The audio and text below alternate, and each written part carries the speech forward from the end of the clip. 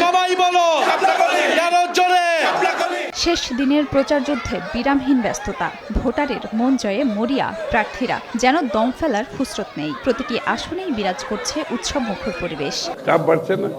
চট্টগ্রামকে বন্দরকেন্দ্রিক উন্নয়নের মাধ্যমে আধুনিক নগরী হিসেবে গড়ে তোলার প্রতিশ্রুতি দিয়ে ইশতেহার ঘোষণা করেন চট্টগ্রাম ১১ আসনে ধানের শীষের প্রার্থী আমির খসরু মাহমুদ চৌধুরী। আরও বলেন, নকল সিল ও বোরকা বানানোর হিড়িকে ভোট নিয়ে জনমনে শঙ্কা তৈরি হয়েছে। পেছনের দরজা দিয়ে ক্ষমতায় আসার চেষ্টা করছে, তাদের জন্য বাংলাদেশের গণতন্ত্রকামী মানুষ, মুক্তিকামী মানুষ তাদেরকে কোনোদিন গ্রহণ করবে না। খুলনা ৫ আসনে দাঁড়িপাল্লার প্রার্থী জামায়াতের সেক্রেটারি জেনারেল মিয়া গোলাম পরোয়ার বলেন, সারা দেশে চলমান সহিংসতা ও হুমকির ঘটনায় এখনও উদ্বেগ কাটেনি। দুর্নীতি, চুরি আর কিছু সন্ত্রাসী চাঁদাবাজকে তারা লালন করেছেন, এর আর উন্নতি হয় না।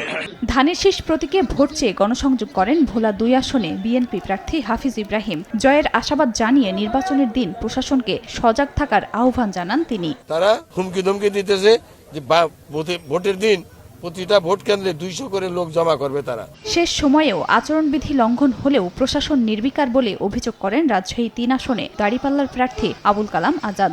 লেভেল প্লেইং ফিল্ড এখনো হয় নাই, এখনো প্রশাসন পক্ষপাতিত্ব করছে। আধুনিক লক্ষ্মীপুর গড়ে তোলার প্রতিশ্রুতিতে ধানের শীষে ভোট চান ৩ আসনের বিএনপি প্রার্থী শহীদউদ্দিন চৌধুরী অ্যানি। আমরা অপেক্ষা করছি সুন্দর স্বতঃস্ফূর্তভাবে এই নির্বাচনে সুন্দর একটা রেজাল্ট আমরা যেন পাই। ৪০০ গজের ভেতরে ভোট জালিয়াতি সহ সব কর্মকাণ্ড পরিচালিত হয় মন্তব্য করে রংপুর ৪ আসনে শাপলাকলির প্রার্থী আখতার হোসেন বলেন, বুথের মধ্যে সিসিটিভি ক্যামেরা স্থাপন করতে হবে। ৪০০ গজের মধ্যে মোবাইল নিয়ে যাওয়া যাবে না, এই নির্দেশনাটা বাতিল করতে হবে।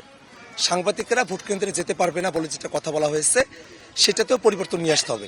উন্নয়নমুখী বাংলাদেশ গড়তে ধানের শীষে ভোট দেওয়ার আহ্বান জানান বরিশাল ৫ আসনে বিএনপি প্রার্থী মুজিবুর রহমান সরোয়ার। কুমিল্লা ৪ আসনে নির্বাচনী জনসভায় শাপলাকলি ও গণভোটে হ্যাঁ এর পক্ষে ভোট চান ১১ দলীয় জোটের প্রার্থী হাসনাত আব্দুল্লাহ। বিএনপি ভাইদেরকে বলবো, আপনার এবং আমার পথ অভিন্ন, আমরা দুইজনেই ইনসাফ কায়েম করতে চাই। নির্বাচন ঘিরে বিভিন্ন জেলার প্রবেশপথে অতিরিক্ত পুলিশ সদস্য মোতায়েন করা হয়েছে। খাদিজা স্বপ্না, সময় সংবাদ।